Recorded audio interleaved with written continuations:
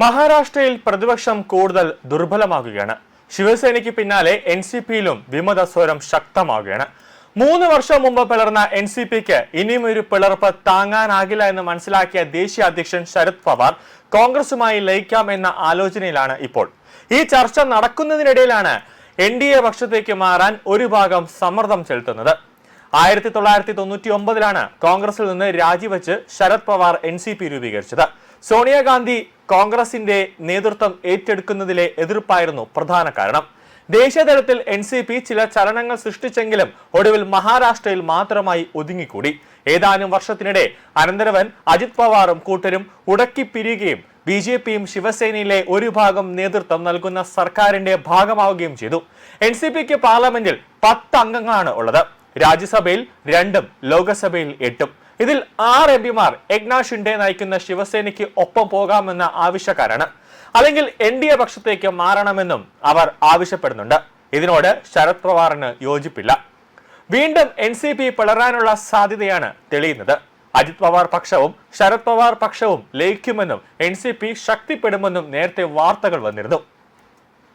എന്നാൽ ഇതിനെ ഒരു ചർച്ചയില്ലെന്ന് ആഴ്ചകൾക്ക് മുമ്പ് ശരത് പവാറുമായി ബന്ധമുള്ളവർ പറഞ്ഞതാണ്. കഴിഞ്ഞ നിയമസഭാ തെരഞ്ഞെടുപ്പ് കാലത്ത് കോൺഗ്രസുമായി ലയിക്കാമെന്ന് ശരത് പവാർ പക്ഷം ആലോചിച്ചിരുന്നു.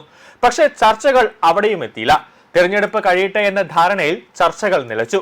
ഉദ്ധവ് പക്ഷവും ഷിൻഡെ പക്ഷവുമായി ശിവസേന 2ആയി പിരിയുകയും ഉദ്ധവ് പക്ഷത്തേക്ക് നിന്നുള്ള എംപിമാരിൽ മിക്കവരും ഷിൻഡെ പക്ഷത്തേക്ക് മാറുകയും ചെയ്തതോടെയാണ് NCPയിൽ വീണ്ടും വിമത സ്വരം ശക്തിപ്പെട്ടത്. 2 വാഗ്ദാനങ്ങളാണ് വിമതർ ശരത് പവാറിന് മുന്നിൽ വച്ചത്.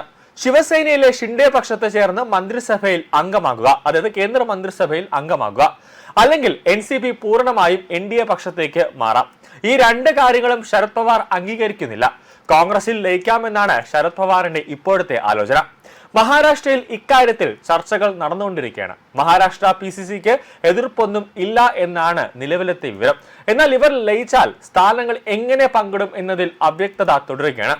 NCP ലയിച്ചാൽ കോൺഗ്രസിൽ ആഭ്യന്തര പോര് തുടങ്ങുമോ എന്ന ആശങ്ക ഹൈക്കമാൻഡിന്റെ മുന്നിലുണ്ട്. അതേസമയം കോൺഗ്രസും NCP ലയിച്ചാൽ മഹാരാഷ്ട്രയിൽ പ്രതിപക്ഷം കൂടുതൽ ശക്തിപ്പെടുന്നുമെന്നും തെരഞ്ഞെടുപ്പുകളിൽ നേട്ടം കൊയ്യാമെന്നാണ് ഒരു ഭാഗത്തിന്റെ അഭിപ്രായം.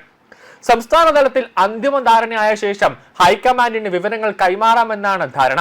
അതിനുശേഷം അന്തിമ തീരുമാനം ഹൈക്കമാൻഡ് എടുക്കുമെന്നും കോൺഗ്രസ് വൃത്തങ്ങൾ പറയുന്നുണ്ട്.